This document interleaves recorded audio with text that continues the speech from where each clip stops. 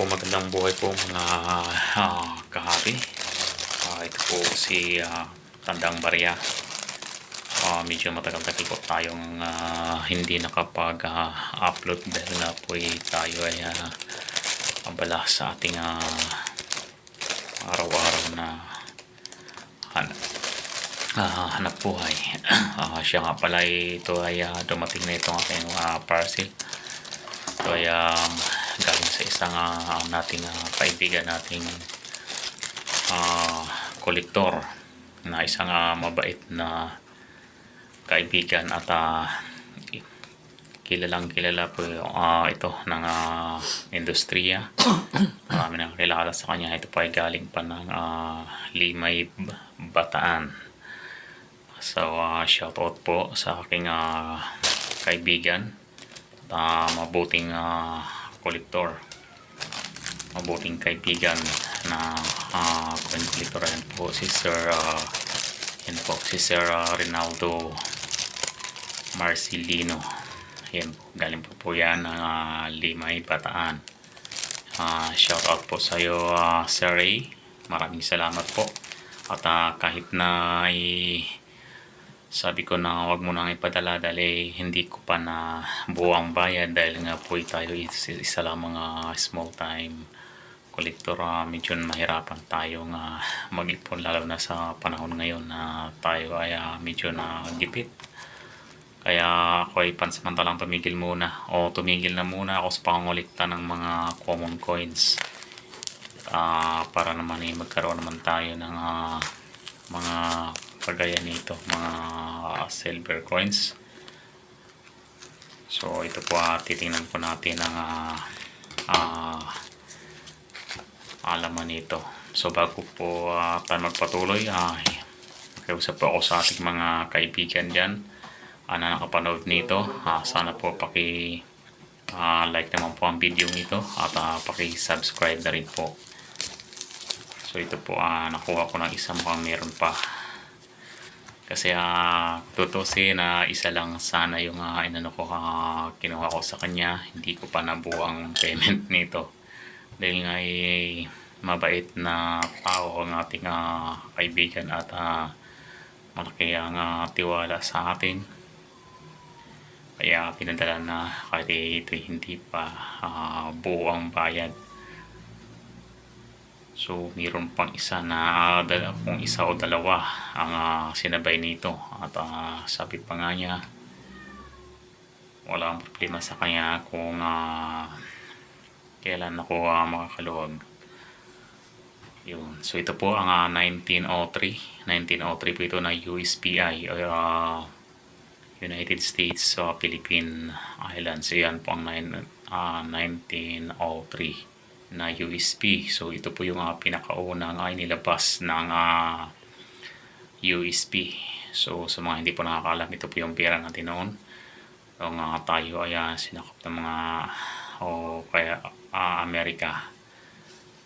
So ito po yung piso natin noon. Ito po ay gawa sa itong 1903 hanggang 1906. Ito po yung unang issue. At ito ay gawa sa 900 silver or 90% silver, then 10% copper.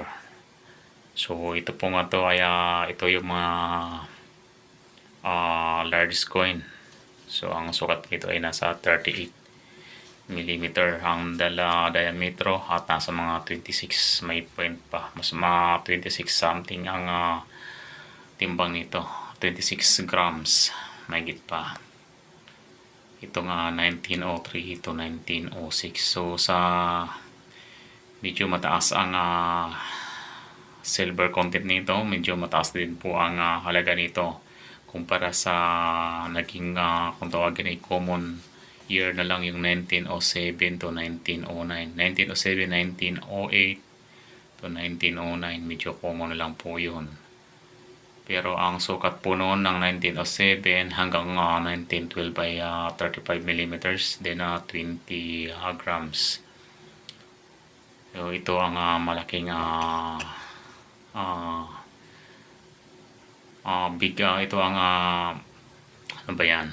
Ito ang nung bago ito pinull out o kinuha ng mga Amerikano dahil nga ito yan ni-reduce. Kaya nung 1907 hanggang 1912 ay medyo maliliit na po yun. Kaya binawasan nila ang content ng silver at ang sukat. Yun po ay 35 na lang, 35 millimeters. So ito po ay 38 millimeters and 26 grams. Ayan po. So maraming salamat po ulit. Sarah Reynaldo Marcelino. So ito po yung 1907. Pakita ko lang po kung ano po ang diferensya sa 1907. 1907 teka. Ayan, 1907 to 1910 lang po ito. Dahil ang 1911 and 1912 ay hard to find na po yun. At ang 1912 naman ay mahal na po yun. Nasa mga, kung hindi ako nagkakamali, ay nasa sa ngayon siguro ay bagay depende sa seller, depende rin sa condition ng coin. So nasa mga 10 to 50,000 kung hindi ako nagkakamali. So ito po pala ang kaya yan. Yan po yung malaki at maliit. So yan po yung 1903, yung hindi naka coin clip.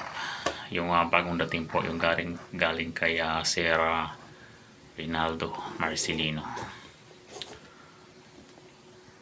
Kaya lang po. Siya nga po pala, bago po ako magpatuloy, nais ko palang batiin. Babati mo na ako kay ating mga iba pang kaibigan. Kay Engineer Pipito Junior Coins. Ibang mga mababait na mga kaibigan sa hobby. Kaya Sir Engineer Pipito Junior Coins. At kaya aking hermano sa industriya. Hermano ang tawagan namin. Siya po ay nasa ngayon sa Espanya. Ano po? Si hermano Virgilio de las Monidas. Ito nga pala, ito yung sinasabi ko na may isinabay pala siya. So ito yung yan, ito yung isa nito, ang Mabini, yung National Hero. National Hero Mabini. Ito naman yung commemorative coin, silver ring po ito.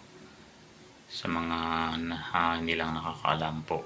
Pero ito naman ay alam na alam ito ng ating mga kahabi na mga coin collector. So ito po yung 1 piso na